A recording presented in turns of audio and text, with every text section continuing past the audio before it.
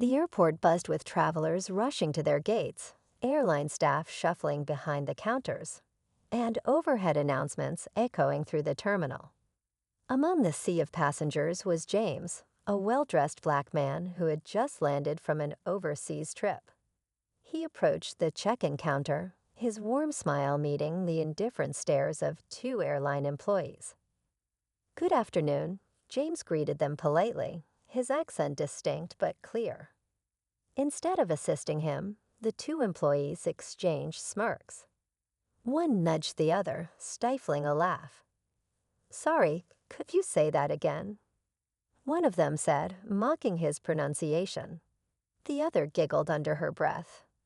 James paused, his expression shifting. He had encountered moments like this before, subtle ridicule disguised as customer service. He took a deep breath and repeated his request, choosing dignity over anger. But the laughter didn't stop. What the staff didn't realize was that today was no ordinary day. A surprise inspection was happening behind the scenes, and their behavior was being watched closely by someone they never expected. Minutes later, the same employees who found humor in mocking a passenger were called into a meeting. And the man they had just insulted, he was about to change their lives forever. The two employees were still chuckling when their manager approached with a tense expression. "You two in the office." Now, their laughter faded instantly. They exchanged nervous glances but followed him, assuming it was just another routine meeting. Meanwhile, James walked through the terminal with quiet confidence. He had seen their behavior for what it was, disrespect masked as humor. But he wasn't angry. He had learned long ago that power didn't always have to raise its voice. Inside the airline's corporate office, a group of executives sat watching a live security feed. Among them was a man in a tailored suit, his expression unreadable. He had arrived unannounced to evaluate customer service firsthand. What he witnessed at the check-in counter had confirmed something he had long suspected. Some employees weren't treating passengers with the respect they deserved. Back in the office, the two staff members sat nervously across from their manager, who looked more serious than ever. "We have a problem," he began, his voice firm. There was a complaint. They scoffed. Over what? A harmless joke. One muttered. The manager took a deep breath. "Not just any complaint. The passenger you mocked. He's someone you should have treated with a little more respect." The two employees shifted uncomfortably in their seats. "What do you mean?" one of them asked, forcing a casual chuckle. But the manager wasn't smiling. "The man you mocked, his name is James Carter." He paused, letting the weight of the name settle in. "And as of this morning, he's officially the new CEO of this airline." Silence filled the room. The employees stared at their manager, their expressions frozen somewhere between shock and disbelief. "No way," one of them whispered. "That's impossible." The manager exhaled sharply. "I wish it were." He tapped his fingers on the desk, clearly frustrated. Corporate has been making big leadership changes, and James Carter was just appointed. He came here today to observe the staff anonymously. He leaned forward. "And you failed the test." Meanwhile, in another part of the building, James sat in a private conference room, reviewing reports on customer complaints. He wasn't here just to make appearances. He wanted to change the company culture from the inside out.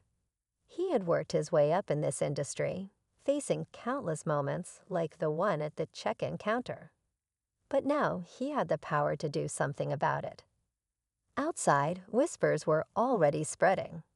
Employees murmured about the unexpected visit, wondering what it meant for the future of the airline. Some feared changes, others welcomed them. But for the two staff members in the office, fear was all they could feel. Their careless laughter had turned into a sinking realization, one that could cost them everything. The two employees sat frozen, their minds racing. The new CEO, the man they had just mocked, their throats went dry. Is he going to fire us? One of them finally asked, voiced barely above a whisper.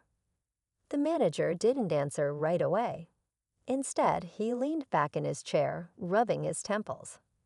"I don't know," he admitted. "But I do know this. He's calling a meeting in 30 minutes. And you two are on the list." Panic set in. Their confidence, their smugness from earlier, had completely vanished.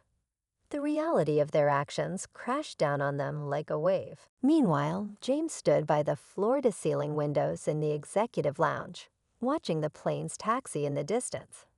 He had spent years in this industry, starting from the bottom, working harder than most, proving himself again and again. He knew what it felt like to be dismissed, to be overlooked, to be treated as if he didn't belong. And now he was in a position where he could make a difference. A soft knock at the door pulled him from his thoughts. His assistant stepped in. "Sir, everyone is gathered in the conference room."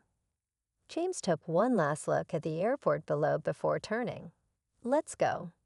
As he walked down the hall, conversations hushed. Employees who had heard the rumors stepped aside, their eyes filled with curiosity and uncertainty. The two staff members sat in the front row of the conference room, their hands gripping the edges of their seats. Then the door opened. James walked in, his presence commanding the room without a single word. He looked around, his gaze settling on the two employees for just a moment, long enough for their stomachs to drop. The room was silent. The tension was unbearable. And then James finally spoke. James let the silence stretch, his calm gaze sweeping across the room. Every employee present could feel the weight of the moment. The two staff members shifted uncomfortably, their faces pale. Finally, he spoke. "I came here today not just as your CEO, but as a customer." His voice was steady, controlled. "And what I experienced at that check-in counter," he paused, glancing briefly at the employees in question, "was unacceptable." The room remained still, every person hanging onto his words. The two staff members opened their mouths, as if to defend themselves, but James raised a hand, stopping them. "I've read every customer complaint filed in the last 6 months," he continued. "I've seen patterns. People have been mistreated, dismissed, laughed at, just like I was today." He shook his head. "That ends now." Then came the twist no one expected. James reached into his pocket and pulled out his phone. He tapped the screen once. "I wasn't the only one watching," he said. The room tensed. A video began playing on the large screen behind him. Security footage from earlier that day. The check-in counter. The staff laughing, mocking. Every word, every smirk captured clearly. Gasps rippled through the room. The two employees stiffened, horror dawning on their faces. There was no talking their way out of this. Everyone had seen it. James turned back to them, his expression unreadable. "Now tell me," he said, his voice quiet but firm. "Would you want to be treated this way?" The tension was suffocating. The employees had no answer. The rest of the room watched in stunned silence, realizing that this wasn't just about two workers. This was about the entire company's culture. And change was coming whether they were ready for it or not. The room felt like it was holding its breath. The two employees, now fully exposed, sat frozen, unable to look anywhere but down. James let the silence linger, giving them a moment to absorb the weight of their actions. Then he spoke again. "This isn't just about you," he said, his tone measured but firm. "It's about every customer who has been made to feel small. Every traveler who was treated like an inconvenience instead of a person. This airline was built to serve people with respect. Somewhere along the way, that was forgotten." The employees finally looked up, panic flashing in their eyes. One of them blurted out, "Please, sir, it was just a joke. We didn't mean any harm." James studied them for a moment, then sighed. "That's the problem. You thought it was harmless." He glanced at the rest of the staff. "And how many others have walked away from this airline feeling the same way I did today?" The tension was unbearable. Then came the final blow. James turned to his assistant, who handed him a folder.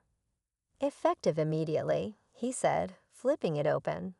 "This airline is implementing the zero-tolerance policy for disrespectful behavior. And that starts right now." The two employees looked at each other, fear in their eyes. But instead of the outright dismissal they expected, James did something unexpected. He slid 2 documents across the table. "These are your choices," he said. "One is a termination letter. The other is a mandatory retraining program, 6 months of intensive customer service and diversity training. At the end, you'll be evaluated to see if you're fit to return." A stunned silence filled the room. This wasn't just about punishment, it was about change. Real change. The employees hesitated, then, almost in unison, reached for the second option. James nodded, satisfied. "Good," he said. Then he turned to the rest of the room. "Let this be a lesson to all of us. We can do better. And starting today, we will." As James walked out of the conference room, conversations erupted behind him. The airline's culture had shifted in a single afternoon. But as he stepped into the hallway, his assistant leaned in. "Sir," she whispered, "you should see this." She handed him a report, another complaint. Except this time, it wasn't from a passenger. It was from an employee, someone higher up, someone resisting the changes he was making. James exhaled, his grip tightening on the folder. The battle wasn't over yet. James stared at the report in his hands, his mind racing. Change was never easy, especially in an industry where old habits ran deep. He had expected resistance, but seeing it spelled out in front of him was a reminder there was still work to be done. He took a deep breath and handed the report back to his assistant. "Schedule a meeting," he said. "I want to hear their concerns directly." His assistant nodded and walked away, leaving James alone for a moment. He glanced out the window at the busy terminal below. Passengers moved from one gate to another. Employees bustled about, life carried on as usual. But something was different now. A shift had begun, not just in policy, but in the way people saw their roles in this company. Back in the conference room, employees whispered among themselves, processing everything that had happened. The 2 staff members who had once laughed at a customer now sat quietly, realizing they had been given something rare, a second chance.